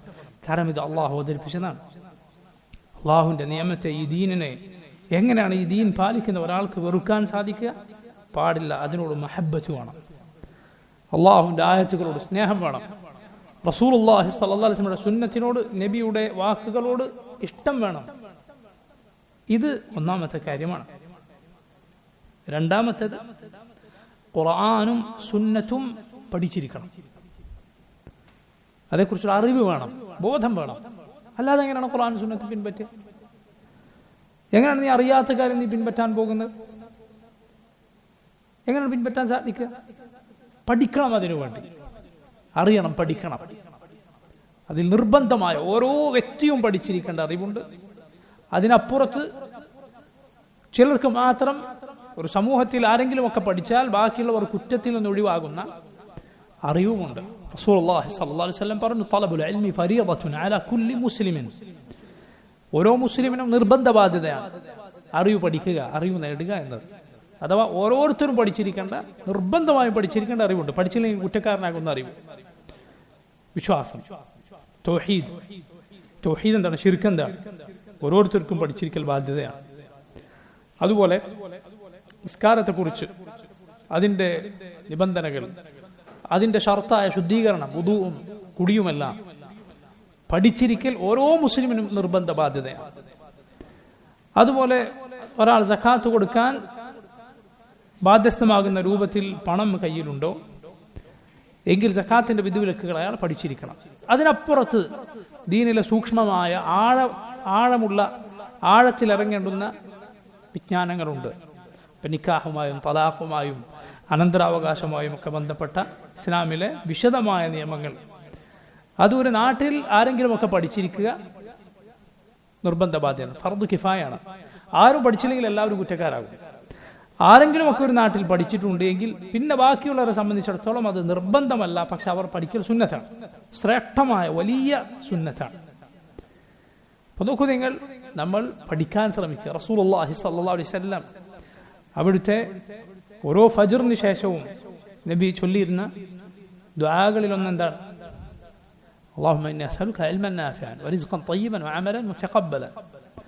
അല്ലാഹു ഉപകാരപ്രദമായ വിജ്ഞാനവും സ്വീകാര്യമായ പ്രവർത്തനവും നല്ല റിസ്ഖും നൽകണമേ. അപ്പോൾ നോക്കൂ, നമ്മുടെ ഒരു ദിവസത്തെ ഓരോ ദിവസത്തെയും ദൈനംദിന ലക്ഷ്യങ്ങളിലൊന്നായിരിക്കണം, ദിനേനയുള്ള പദ്ധതികളൊന്നായിരിക്കണം എന്തെങ്കിലുമൊക്കെ പഠിക്കുക എന്ന്. ഉപകാരപ്രദമായ എന്തെങ്കിലും പഠിക്കുക, ഒരായത്തെങ്കിലും, രണ്ടായത്തെങ്കിലും, ഒരു ഹദീസെങ്കിലും, ഒരു ദിക്റോ ഒരു ദുആഓ ദീനിലെ ഒരു വിധിവിലക്കോ എങ്കിലും പഠിച്ചിരിക്കുക. ഈ മൂന്ന് കാര്യങ്ങളിൽ, ഈ ദുആയിലുള്ള മൂന്നിൽ ഏറ്റവും പ്രാധാന്യമുള്ളത് അതാണ്. കാരണം ശരിയായ അറിവാണ് ഒരാളെ നല്ല റിസ്ഖിലേക്ക് നയിക്കുക. നല്ല റിസ്ഖ് ഏതാണ്? ഹലാലായ ഉപജീവനം ഏത്, ഹറാമായ സമ്പാദ്യം ഏത്, വേർതിരിക്കാൻ അറിവില്ലാതെ സാധിക്കുകയില്ല. അള്ളാഹു സ്വീകരിക്കുന്ന പ്രവർത്തനം ഏത്, സ്വീകരിക്കാത്ത പ്രവർത്തനം ഏത്, അറിവില്ലാതെ വേർതിരിക്കാൻ സാധ്യമല്ല. അതാണ് ഏറ്റവും പ്രധാനപ്പെട്ടത്. അത് പഠിക്കാൻ ശ്രമിക്കുക, അത് പഠിക്കുക ശ്രേഷ്ഠമായ കർമ്മമാണ്. നബി സല്ലല്ലാഹു അലൈഹി വസല്ലം പറഞ്ഞു, മൻ സലക തരീഖൻ യൽതമിസു ഫീഹി ഇൽമൻ സഹല അല്ലാഹു ലഹു തരീഖൻ ഇലൽ ജന്ന. അറിവ് നേടാനുള്ള വഴിയിൽ ഒരാൾ പ്രവേശിച്ചാൽ അള്ളാഹുവിന് സ്വർഗത്തിലേക്കുള്ള വഴി എളുപ്പമാക്കി കൊടുക്കും. അള്ളാഹു കൂട്ടരിൽ നമ്മൾ ഉൾപ്പെടുത്തുമാറാകട്ടെ. നോക്കൂ, അതുകൊണ്ട് ഖുർആനും സുന്നത്തും പഠിക്കുക, അറിയുക. ഒന്നും ഖുർആനിനെ സുന്നത്തിനെ കുറിച്ച് അറിയാത്തവരായി ബാക്കി ദുനിയാവിലെ പല വിജ്ഞാനങ്ങളെക്കുറിച്ചും വലിയ വിവരമുള്ള വാദോരാതെ സംസാരിക്കാൻ അറിയുന്ന ആളുകളായിട്ട് എന്ത് കാര്യമാണുള്ളത്? ചില ആളുകൾ നോക്കൂ, മറ്റുള്ള കാര്യങ്ങളെക്കുറിച്ച് മണിക്കൂറുകൾ അയാളെ പ്രസംഗിക്കാൻ ഇരുത്തിയാൽ, സംസാരിക്കാൻ ഇരുത്തിയാൽ വേണമെങ്കിൽ സാധിക്കും. രാഷ്ട്രീയം ചോദിച്ചാൽ അയാൾക്കറിയാം. ഓരോ 20 കേരളത്തിലെ മണ്ഡലത്തിൽ ആരാ മത്സരിക്കുന്നത്, അയാൾ തത്ത പറയും പോലെ പറഞ്ഞു തരും. എത്ര സീറ്റിൽ കേരളത്തിൽ എത്ര പാർട്ടികൾക്ക് ജയിച്ചിട്ടുണ്ട് അറിയാം. വാഹനങ്ങളെക്കുറിച്ച്, അതല്ല എങ്കിൽ മറ്റുള്ള കമ്പോള നിലവാരത്തെക്കുറിച്ച്. പക്ഷേ ഖുർആനെ കുറിച്ച്, സുന്നത്തിനെ കുറിച്ച് ചോദിച്ചാൽ ഒന്നും മിണ്ടാൻ സാധിക്കാത്ത വട്ടപൂജ്യമായ എത്ര ആളുകളുണ്ട്. സുബ്ഹാനല്ലാഹ്. ഖുർആൻ ശരിക്കും ഓതാൻ അറിയാത്ത എത്ര ആളുകളുണ്ട്. ഖുർആൻ ശരിയായ ഉച്ചാരണത്തോടെ ഒന്ന് പാരായണം ചെയ്യാൻ അറിയാത്ത, മയ്യിത്ത് നിസ്കരിക്കാൻ നിന്നാൽ അതിൽ 4 തക്ബീറുകളിൽ അതിനിടയിൽ എന്താണ് ചൊല്ലേണ്ടത് എന്നുപോലും അറിയാത്തവർ, അവന്റെ വലത്തുമിടത്തുമുള്ള ബന്ധുക്കളായ ഒരാൾ ഇപ്പം മരിച്ചാൽ നാളെ അവൻ മയ്യിത്ത് നിസ്കാരത്തിന് നിന്നാൽ എന്താണ് ചൊല്ലേണ്ടത് എന്ന് പോലും അവൻ അറിയില്ല. അല്ലാഹു അക്ബർ. ഇങ്ങനെ ആവരുത്, പഠിക്കണം. കാരണം അള്ളാഹുവിന്റെ നബിമാർ കൊണ്ടുവന്ന വിജ്ഞാനം പോലെ ഉപകാരപ്രദമായ, ജനങ്ങൾക്ക് ആവശ്യമുള്ള വേറൊരു വിജ്ഞാനമില്ല. ദുനിയാവിലെ ഏതേത് അറിവ് നിങ്ങൾ എടുത്തു നോക്കിയാലും അതിൽ ഉപദ്രവമായിരിക്കും കൂടുതൽ. ദുനിയാവിന്റെ വിജ്ഞാനങ്ങൾ എടുത്തു നോക്കി, ഏത് വിജ്ഞാനം നോക്കി, ആളുകൾ അതുകൊണ്ടുണ്ടാക്കിയ ഷർറായിരിക്കും നിങ്ങളുടെ കൺമുന്നിൽ വരിക. എന്നാൽ അള്ളാഹുവിന്റെ നബിമാർ പഠിപ്പിച്ച വിജ്ഞാനം അത് നന്മകളിലേക്ക് മാത്രമേ ആളുകളെ നയിക്കുകയുള്ളൂ. ദുനിയാവിലെ വിജ്ഞാനത്തെ ശരിയായ വഴിയിലേക്ക് കൊണ്ടുപോകണോ, അള്ളാഹുവിന്റെ നബിമാർ കൊണ്ടുവന്ന വിജ്ഞാനം വേണം. അള്ളാഹുവിന്റെ റസൂലുകളിലൂടെ റബ്ബ് മനുഷ്യരെ പഠിപ്പിച്ച വിജ്ഞാനം വേണം. ഞാൻ ഈ പറയുന്ന കാര്യത്തെക്കുറിച്ച് നിങ്ങൾ ഇരുന്ന് ചിന്തിച്ചു നോക്കൂ, ആലോചിച്ചു നോക്കൂ. മഹാന്മാരായ പണ്ഡിതന്മാർ ഓർമ്മപ്പെടുത്തിയ കാര്യമാണിത്. നബിമാർ കൊണ്ടുവന്ന വിജ്ഞാനവും ആളുകൾ ഭൗതികമായി കണ്ടെത്തിയ വിജ്ഞാനവും അള്ളാഹുവിന്റെ റസൂലുകളിലൂടെ അള്ളാഹു ഈ ഭൂലോകത്തെ മനുഷ്യരെ പഠിപ്പിച്ച വിജ്ഞാനത്തിന്റെ വില അത് എത്ര വലുതാണ് നിങ്ങൾക്ക് മനസ്സിലാവും. എല്ലാ നന്മകളും അവരാണ് പഠിപ്പിച്ചിട്ടുള്ളത്. എല്ലാ തിന്മയിൽ നിന്നും താക്കീത് നൽകിയത് നബിമാർ കൊണ്ടുവന്ന വിജ്ഞാനമാണ്. അതുകൊണ്ട് പഠിക്കുക, അറിയാൻ ശ്രമിക്കുക. അതിനുവേണ്ടി ജീവിതം മാറ്റിവെച്ചാലും അത് നഷ്ടമാവുകയില്ല. സുബ്ഹാനല്ലാഹ്. മൂന്നാമത്തെ കാര്യം, കിതാബും സുന്നത്തും. ഒരു കാര്യം പറഞ്ഞാൽ, ഖുർആനിലും സുന്നത്തിലും ഒരു കാര്യം വന്നാൽ അത് പാലിക്കാൻ ധൃതി കാണിക്കുക, അത് ഈ നടപ്പിൽ വരുത്താൻ, അതിൽ പറഞ്ഞ വിശ്വാസം ഉടനെ വിശ്വസിക്കുക, അതിൽ അള്ളാഹു കൽപ്പിച്ച കാര്യം അത് ഉടനെ ചെയ്യാൻ നീ പരിശ്രമിക്കുക. ഇത് ഖുർആനും സുന്നത്തും പിൻപറ്റുന്നതിൽ വളരെ പ്രധാനപ്പെട്ടതാണ്. ഇതിന് വിപരീതം എന്തായിരിക്കും? ഖുർആൻ അള്ളാഹു പറഞ്ഞിരിക്കുന്നു എന്ന് കേട്ടാലും കേട്ട ഭാവമില്ല. അള്ളാഹു ഖുർആനിൽ കൽപ്പിച്ചതാണിത് എന്ന് പറഞ്ഞാലും അവന് അനുസരിക്കാൻ ഭാവമില്ല. റസൂലുള്ളാഹി സ്വല്ലല്ലാഹു അലൈഹി വസല്ലം പറഞ്ഞതാണെന്ന് പറഞ്ഞ് അനുസരിക്കാൻ ഭാവമില്ല. അള്ളാഹു ഖുർആനിൽ വിലക്കിയതാണ്, റസൂലുള്ളാഹി സ്വല്ലല്ലാഹു അലൈഹി വസല്ലം വിലക്കിയതാണ് എന്ന് പറഞ്ഞാലും അവന് അത് കേട്ട ഭാവമില്ല. അവൻ ആ തിന്മയിൽ തുടർന്നുകൊണ്ടിരിക്കുന്നു. അങ്ങനെയുള്ളവരെങ്ങനെയാണ് ഖുർആനും സുന്നത്തും പിൻപറ്റുന്നവരാവുക? നിങ്ങൾ പറയുമാകുമോ? ഒരിക്കലുമില്ല. അപ്പൊ നോക്കൂ, ഇതാണ് മൂന്നാമത്തെ കാര്യം. അള്ളാഹു കിതാബിലും സുന്നത്തിലും ഒരു വിശ്വാസമാണ്. അത് വിശ്വസിക്കുക. അത് വിശ്വസിക്കാൻ ഒരു തടസ്സവും ഉണ്ടാകരുത്. അത് വിശ്വസിക്കാൻ ഒരു തടസ്സവും ഉണ്ടാകും. അള്ളാഹു പറഞ്ഞു, റസൂലുള്ളാഹി സ്വല്ലല്ലാഹു അലൈഹി വസല്ലം പറഞ്ഞു. അത് ഏത് സയൻസ് പറഞ്ഞാലും പറഞ്ഞില്ലെങ്കിലും നമുക്ക് വിഷയമല്ല. പറയട്ടെ, പറയാതിരിക്കണം. ഖുർആനിലോ സുന്നത്തിലോ വന്നോ നമ്മളത് വിശ്വസിച്ചിരിക്കണം. എങ്കിലും നീ മുസ്ലിം ആവുകയുള്ളൂ. ഈ ഇസ്തിസ്ലാമിന്റെ പുറത്ത് അള്ളാഹുവിനെ നീ നിന്റെ കീഴ്പ്പെടുത്തുക. റബ്ബ് പറഞ്ഞാൽ അതിന്റെ പുറത്തല്ലാതെ ഈമാൻ നിലനിൽക്കുകയില്ല, വിശ്വാസം നിലനിൽക്കുകയില്ല. അള്ളാഹു പറഞ്ഞു, റസൂലുള്ളാഹി സ്വല്ലല്ലാഹു അലൈഹി വസല്ലം പറഞ്ഞു, ഞാൻ വിശ്വസിച്ചിരിക്കുന്നു. ഏത് സയൻസ് അതിനെതിരായ, അത് യോജിച്ചാലും ശരി, യോജിച്ചില്ല എങ്കിലും ശരി. കാരണം അത് മനുഷ്യർ അവരുടെ പരീക്ഷണങ്ങളിലൂടെ കണ്ടുപിടിക്കുന്നതാണ്. ഇത് അള്ളാഹുവിന്റെ വഹിയാണ്. ഖുർആനും സുന്നത്തും അള്ളാഹുവിന്റെ വഹിയാണ്. അതിനെ നീ ഇതുമായി ഒരിക്കലും കൂട്ടിമുട്ടിക്കാൻ പാടില്ല. നാലാമത്തെ കാര്യം, ഖുർആനും സുന്നത്തും പിൻപറ്റുന്നവരാകണോ, ഖുർആനിനെയും സുന്നത്തിനെയും തഅദീം ചെയ്യണം, ആദരിക്കണം. അതിനോട് ബഹുമാനം നിന്റെ മനസ്സിൽ ഉണ്ടായിരിക്കണം. ഇതിന്റെ വിപരീതം എന്തായിരിക്കും? ഖുർആനിനോടും സുന്നത്തിനോടും ആദരവില്ലാതിരിക്കുക, അതിനോട് ബഹുമാനമില്ലാതെ പെരുമാറുക. അതിലും ഗുരുതരമാണ്, അതിലും അപകടമാണ് ഖുർആനിനെയും സുന്നത്തിനെയും പരിഹസിക്കുക. കുഫറാണ്. ഇസ്ലാമിൽ നിന്ന് പുറത്തു പോകുന്ന കാര്യമാണ്. അള്ളാഹുവിന്റെ ഒരായത്തിനെയോ നബി സല്ലല്ലാഹു അലൈഹി വസല്ലം പഠിപ്പിച്ച ഏതെങ്കിലും ഒരു കാര്യത്തെ, ഏതെങ്കിലും ഒരു ശിക്ഷയെയോ രക്ഷയെയോ, ഇന്ന പ്രവർത്തനത്തിന് ഇന്ന പ്രതിഫലമുണ്ട് എന്നോ, ഇന്ന പ്രവർത്തനത്തിൽ കുറ്റത്തിന് കുറ്റമുണ്ട് എന്നോ, ശിക്ഷയുണ്ട് എന്നോ, ഇങ്ങനെ ഖുർആനും സുന്നത്തിനും വന്നാൽ അതിനോട് ഒരു പരിഹാസം ഒരുവൻ കാണിച്ചാൽ, അതിനെ ഒരുവൻ പരിഹസിച്ചാൽ ഇസ്ലാമിൽ നിന്ന് പുറത്തു പോകും. വലഇയാദു ബില്ലാഹ്. ഖുർആനിനെയും സുന്നത്തിനെയും ബഹുമാനിക്കണം. ഖുർആൻ രേഖപ്പെടുത്തിയ മുസ്ഹഫിന് ആദരവ് നൽകണം. ഒരു മുസ്ഹഫ് അതിന് അപമാനിക്കുന്ന രൂപത്തിലുള്ള ഒരു പ്രവർത്തനവും ചെയ്യാൻ പാടില്ല. ഈ ബഹുമാനവും ആദരവും എന്ന് പറയുന്നത് നമുക്ക് ചില നാടുകൾക്ക് അനുസരിച്ച് വ്യത്യാസപ്പെടും. എന്നാൽ എല്ലായിടത്തുമുള്ള ചില കാര്യവുമുണ്ട്. ഉദാഹരണത്തിന് തറയിൽ വെക്കുക, മുസ്ഹഫ് തറയിൽ വെക്കുക പാടില്ലാത്തതാണ്. പഠിക്കുന്ന കുട്ടികൾ പ്രത്യേകം ശ്രദ്ധിക്കണം. മുസ്ഹഫ് എടുത്ത് അവിടെ ഇവിടെയും വെക്കരുത്. മുസ്ഹഫിന് മുകളിൽ മറ്റൊരു പുസ്തകം വെക്കരുത്. മുസ്ഹഫിനോടുള്ള അള്ളാഹുവിന്റെ കലാമിനോടുള്ള അനാദരവാണ്. അള്ളാഹുവിന്റെ കലാം അത് മുകളിലായിരിക്കണം.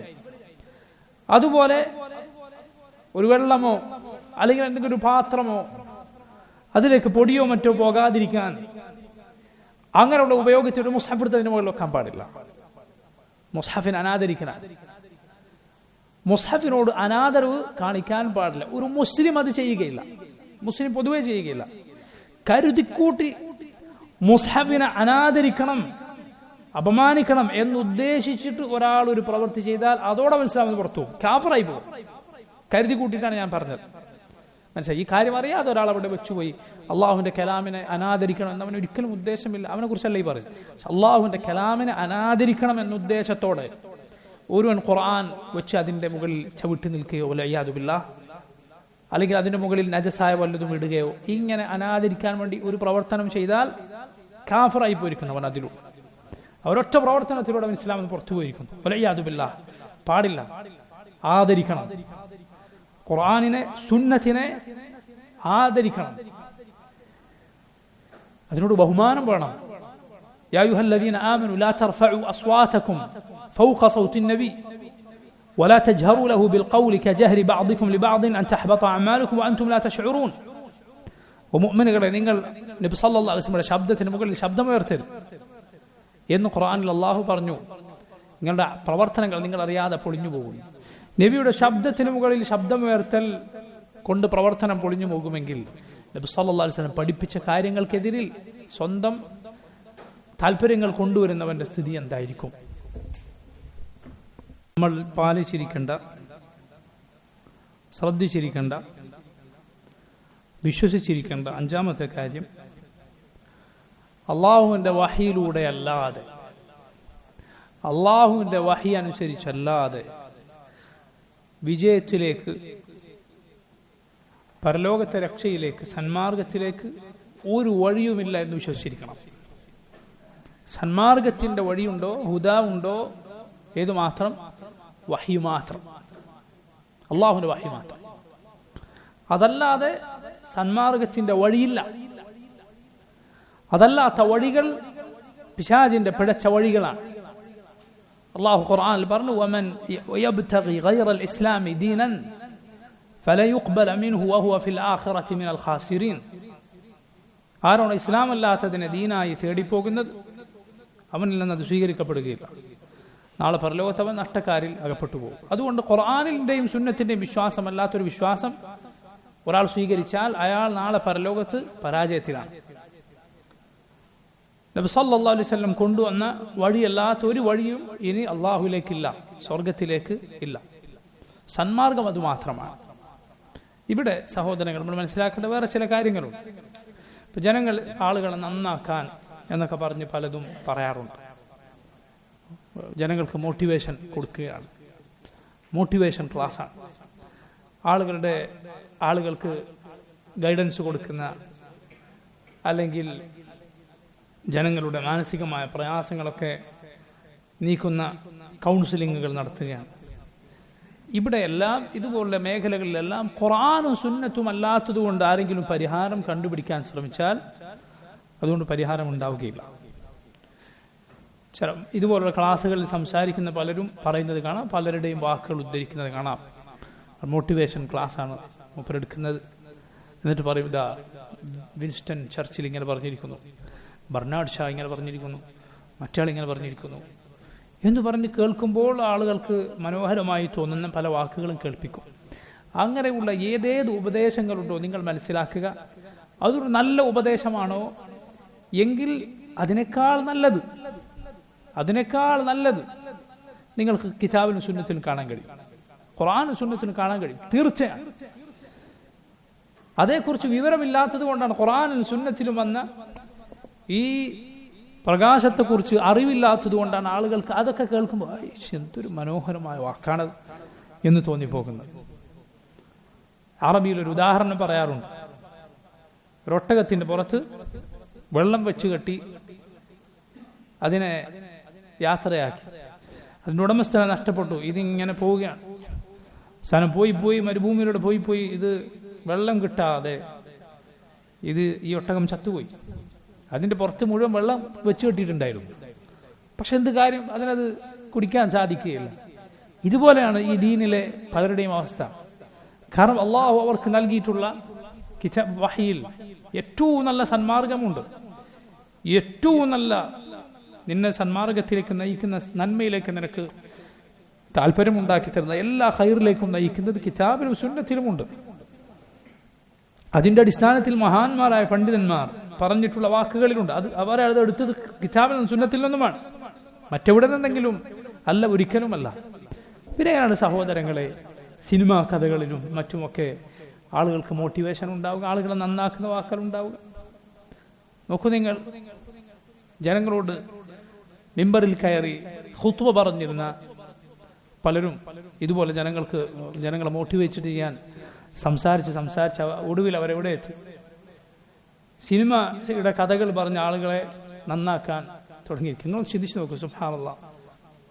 ഈ മയക്കുമരുന്നുകളും കഞ്ചാവും ഒക്കെ വലിച്ചിട്ട് തലയിൽ തോന്നിയത് എഴുതിയുണ്ടാക്കിയ സിനിമ, അതിലൂടെ എങ്ങനെയാണ് ആളുകൾ നന്നാവും? ആലോചിച്ച് നോക്കൂ നിങ്ങൾ. ആരാണത് ഉണ്ടാക്കിയത്? ആരൊക്കെയാണ് അതിന്റെ പിന്നിൽ പ്രവർത്തിക്കുന്നത്? അവരുടെ ജീവിതം എന്താണ്? അവരുടെ ധാർമ്മികത എന്താണ്? അവരുടെ നിലവാരം എന്താണ്? അങ്ങനെയുള്ളവർ പണത്തിനു വേണ്ടി കാട്ടിക്കൂട്ടിയ കാര്യങ്ങളിൽ, അതിനിടയിൽ അവർ കൊണ്ടുവന്ന നഗ്നതകളിൽ, അള്ളാഹു വിലക്കിയ സംഗീതം അതിലുണ്ട്, ഹറാമുകൾ എമ്പാടും. എങ്ങനെയാണ് അതിലൂടെ ആളുകൾക്ക് നന്മയിലേക്ക് പ്രേരണ ഉണ്ടാവുക? ഒരിക്കലുമില്ല സഹോദരങ്ങളെ. ഞാൻ പറഞ്ഞു വന്നത്, ഇതുപോലുള്ള പലരും ഇങ്ങനെ ജനങ്ങളെ മോട്ടിവേറ്റ് ചെയ്യാൻ സംസാരിക്കുന്ന പലരും അവരുടെ സംസാരങ്ങളിൽ സിനിമയെക്കാളും അപകടം പിടിച്ച വേറെ ചിലതുണ്ട്. അത് മറന്നുപോകരുത്. അവർ വിളിക്കുന്ന സിനിമയേക്കാൾ അങ്ങേറ്റ അപകടം പിടിച്ചത് അതെന്താണ്? അവരുടെ സംസാരത്തിലിടക്ക് നിങ്ങൾക്ക് കാണാം മനുഷ്യർ തമ്മിൽ യാതൊരു അതിർവരമ്പുകളുമില്ല. പ്രളയം വന്നപ്പോൾ നിങ്ങൾ കണ്ടില്ലേ, നമ്മൾ വരച്ചു വെച്ച അതിർവരമ്പുകൾ, നമ്മൾ കയറരുത് എന്ന് എഴുതി വെച്ച ബോർഡുകൾ എല്ലാം ഒലിച്ചുപോയി.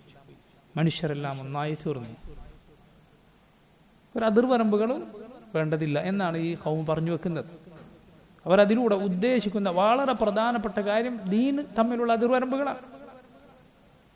ഇതേ ആളുകൾ സുബ്ഹാനല്ലാഹ് നോക്കൂ നിങ്ങൾ, മനുഷ്യർ വേലി കെട്ടിയുണ്ടാക്കിയ മറ്റേതെങ്കിലും അതിർവരമ്പുകൾ ഉണ്ട് എങ്കിൽ ആളുകൾ വേലി കെട്ടിയ അതിർവരമ്പുണ്ടാക്കിയിട്ടുണ്ട്. അതിനപ്പുറത്തെ നാട്ടിൽ ജീവിക്കുന്നവനൊക്കെ ശത്രുവാണ് എന്ന് പറയാൻ ഈ ആളുകൾക്ക് തന്നെ യാതൊരു മടി ഉണ്ടാവില്ല. എന്നാൽ നോക്കൂ, അള്ളാഹുവിന്റെ വഹി അനുസരിച്ച് ജീവിക്കുന്നവർ, അള്ളാഹുവിലും പരലോകത്തിലും വിശ്വസിക്കുന്ന, അള്ളാഹുവിന് സുജൂദ് ചെയ്യുന്നവർ, അവരെല്ലാത്തവരും ഒരുപോലെയല്ല എന്ന് പറഞ്ഞാൽ അത് ഇവർക്ക് പ്രശ്നമാണ്. പിന്നെ എന്തിനാണ് അള്ളാഹുവിന്റെ നബിമാർ വന്നത്? എല്ലാ മനുഷ്യരും വന്നാണ്. പിന്നെ ഈ കഷ്ടപ്പാടൊക്കെ അള്ളാഹുവിന്റെ നബിമാർ അനുഭവിച്ചത് എന്തിനാണ്?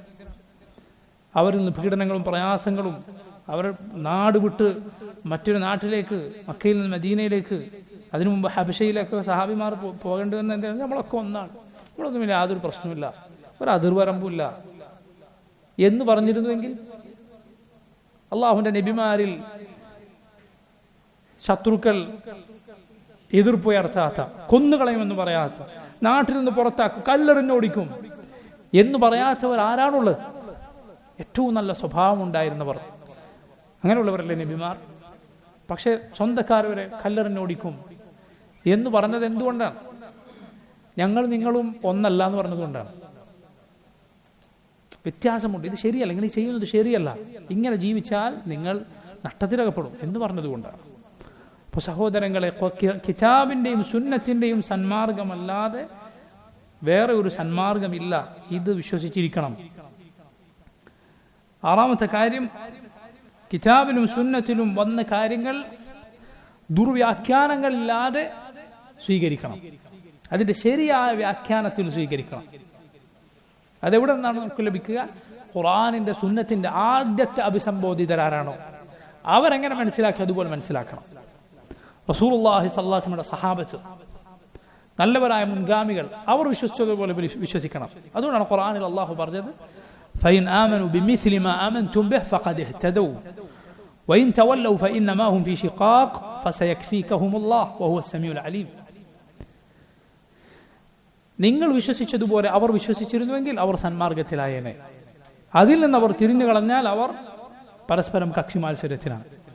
നിങ്ങൾ വിശ്വസിച്ചതുപോലെ അവർ വിശ്വസിക്കണം. അള്ളാഹു നിങ്ങളെന്ന് വിളിച്ചാൽ അതിൽ ആദ്യം ഉൾപ്പെടുക റസൂലുള്ളാഹി സ്വല്ലല്ലാഹു അലൈഹി വസല്ലമയുടെ സഹാബിമാരാണ്. അവർക്ക് തെറ്റുപറ്റിയാൽ തിരുത്താൻ റസൂലുള്ളാഹി സ്വല്ലല്ലാഹു അലൈഹി വസല്ലം ഉണ്ടായിരുന്നു. നബി പറഞ്ഞിട്ടുണ്ട്, അവർ ആകാശത്തെ നക്ഷത്രങ്ങളെ പോലെയാണ്. നബി സല്ലല്ലാഹു അലൈഹി വസല്ലം പറഞ്ഞിട്ടുണ്ട്, എന്റെ ഉമ്മത്തിന്, നബി സല്ലല്ലാഹു അലൈഹി വസല്ലം പറഞ്ഞ ഹദീസ് ഇങ്ങനെയാണ്, ആകാശത്തിൽ നക്ഷത്രങ്ങൾ എങ്ങനെയാണോ അതുപോലെയാണ് എന്റെ ഉമ്മത്തിന് എന്റെ സഹാബത്ത്. നക്ഷത്രങ്ങൾ പോയാൽ ആകാശം തകരും, ഖിയാമത്ത് സംഭവിക്കും. എന്റെ സഹാബത്ത് പോയാൽ എന്റെ ഉമ്മത്തിന് അപകടങ്ങൾ വന്നു ചേരും, അവർക്ക് താക്കീത് നൽകപ്പെട്ട കാര്യങ്ങൾ വന്നു ചേരും. ഏഴാമത്തെ കാര്യം, അവസാനത്തെ കാര്യം, പ്രിയമുള്ളവരെ, വളരെ പ്രധാനപ്പെട്ടതാണ്. അതായത് കിതാബും സുന്നത്തും, ഈ മുകളിൽ പറഞ്ഞ 6 രൂപം നമ്മൾ കാര്യങ്ങൾ ശ്രദ്ധിക്കുക. ഏഴാമത്തേത് സബാത്ത്, അതിൽ ഉറച്ചു നിൽക്കുക മരണം വരെ. അതിന് വിപരീതം എന്താണ്? കുറച്ചു കാലം നീ ഖുർആനിന്റെ സുന്നത്തിന്റെ ഈ ശരിയായ വഴിയുടെ ആളായി സഞ്ചരിച്ച് പിന്നെ തലതിരിഞ്ഞു പോവുക, പിന്നെ കുഫറിലേക്ക്, അല്ലെങ്കിൽ ബിദ്അത്തുകളിലേക്ക്, അല്ലെങ്കിൽ കടുത്ത തിന്മകളിലേക്ക് പോവുക. വലഇയാദു ബില്ലാഹ്, അല്ലാഹു നമ്മെ കാത്തിരക്ഷിക്കുമാറാകട്ടെ. ഇസ്തിഖാമത്ത് ഉണ്ടായിരിക്കണം, അഥവാ ആ വഴിയിൽ ഉറച്ചു നിൽക്കണം. ഇന്നല്ലദീന ഖാലു റബ്ബുന അല്ലാഹ് സുമ്മ ഇസ്തഖാമു, ഞങ്ങളുടെ റബ്ബ് അല്ലാഹു ആണെന്ന് പറയുകയും എന്നിട്ട് നേരെ ചൊവ്വേ ഇസ്തിഖാമത്ത് കൈക്കൊള്ളുകയും ചെയ്തവരാരോ, തതനസ്സലു അലൈഹിമുൽ മലായികതു അല്ലാ തഖാഫു വലാ തഹ്സനു അബ്ശിറു ബിൽ ജന്നത്തി അല്ലതി കുൻതും തുഅദൂൻ. മലായികത്ത് അവരുടെ മരണനേരത്ത് അവരുടെ അരികിൽ ഇറങ്ങി വന്നുകൊണ്ട് പറയും, നിങ്ങൾ ഭയപ്പെടരുത്, ദുഃഖിക്കരുത്, നിങ്ങൾക്ക് വാഗ്ദാനം ചെയ്യപ്പെട്ട സ്വർഗം കൊണ്ട് സന്തോഷിച്ചുകൊള്ളുക, ഉറച്ചു നിൽക്കണം. അതിനുവേണ്ടി അള്ളാഹുവിനോട് ദുആ ചെയ്യണം. രഹസ്യ ജീവിതത്തിൽ അള്ളാഹുവിനെ സൂക്ഷിക്കണം. ഈ നമ്മുടെ ജീവിതത്തിൽ സിദ്ഖുണ്ടായിരിക്കണം, സത്യസന്ധത ഉണ്ടായിരിക്കണം. ദീനിലും നമ്മുടെ ദുനിയാവിന്റെ കാര്യങ്ങളിലുമെല്ലാം സത്യസന്ധത ഉണ്ടായിരിക്കണം. സബാത്താണ് 7ാമത്തെ കാര്യം. ഇനി സഹോദരങ്ങളെ, ഈ 2 നമ്മൾ കേട്ട വരികളിൽ ഇമാം അബൂബക്കർ ബിൻ അബി ദാവൂദ് പറഞ്ഞ പ്രധാനപ്പെട്ട ഒരു കാര്യമാണ് വലാ തകു ബിദ്ഇയ്യൻ. നോക്കൂ, വലാ തകു ബിദ്ഇയ്യൻ എന്താണ് പറഞ്ഞതിന്റെ അർത്ഥം? ഒരു ബിദ്അത്തുകാരനാവരുത്. നോക്കൂ നിങ്ങൾ, അൽഹംദുലില്ലാഹ്, അള്ളാഹുവിനെ സ്തുതിച്ചോളൂ. നിങ്ങൾ ബിദ്അത്തിനെതിരിൽ നമ്മൾ സംസാരിക്കുന്നുണ്ടോ, നിലകൊള്ളുന്നുണ്ടോ? മുൻഗാമികളുടെ പാരമ്പര്യവും മാതൃകയും നമുക്കുണ്ട്. ഇവർക്ക് എപ്പോഴും ഒരു ശിർക്ക്, ബിദ്അത്ത് ഇതിങ്ങനെ പറഞ്ഞുകൊണ്ടിരിക്കും. ഇത് മുൻഗാമികളുടെ മാതൃകയാണ്. ഇത്രയും മുൻഗാമിയായ 3ഉം 4ഉം നൂറ്റാണ്ടുകളിൽ ജീവിച്ച വലിയ മുഹദ്ദിസായ ഇമാം അബൂദാവൂദിന്റെ മകനായ ഇമാം പറയുക വലാ തകു ബിദ്ഇയ്യൻ, നീ ആരാകരുത്? ബിദ്അത്തുകാരനാകരുത്. ബിദ്അത്തുകൾക്കെതിരിൽ ജാഗ്രത കൈക്കൊള്ളുക, അതിനെതിരെ ആളുകൾക്ക് താക്കീത് നൽകുക, ബിദ്അത്തുകളെ തുറന്നു കാട്ടുക. ഇതെല്ലാം മുൻഗാമികളുടെ, നമ്മുടെ ഇമാമുമാരുടെ വഴിയാണ്. കാരണം ബിദ്അത്ത് ഈ ദീനിന് പുറത്താണ്. ബിദ്അത്ത് ഈ ദീനിൽ ഇല്ലാത്ത കാര്യമാണ്. അള്ളാഹു പൂർത്തിയാക്കിയ ദീൻ അതിൽ കുറവുകൾ ഉണ്ടെന്ന് അറിഞ്ഞോ അറിയാതെയോ ആരോപിക്കലാണ്. നബി സല്ലല്ലാഹു അലൈഹി വസല്ലമയുടെ വസിയ്യത്തിനെതിരാണ്. റസൂലുള്ളാഹി സ്വല്ലല്ലാഹു അലൈഹി വസല്ലം ഈ ദീൻ പൂർണ്ണമായി നമുക്ക് എത്തിച്ചു തന്നിട്ടില്ല എന്ന് വാദിക്കലാണ്, അറിഞ്ഞോ അറിയാതെ.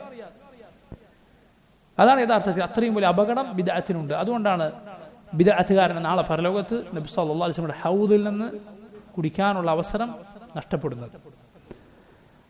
റസൂലുള്ളാഹി സ്വല്ലല്ലാഹു അലൈഹി വസല്ലമയുടെ ഓരോ പ്രസംഗങ്ങളിലും ബിദ്അത്തിനെതിരെ താക്കീതുണ്ട്, മുൻഗാമികളുടെ താക്കീത് അതിലുണ്ട്.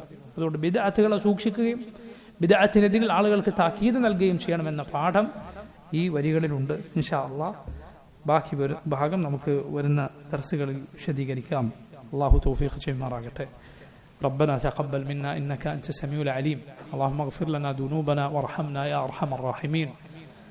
وصلى الله وسلم وبارك على عبده ورسوله نبينا محمد وآله وصحبه أجمعين. سبحانك اللهم وبحمدك أشهد أن لا إله إلا أنت أستغفرك وأتوب إليك. السلام عليكم ورحمة الله وبركاته.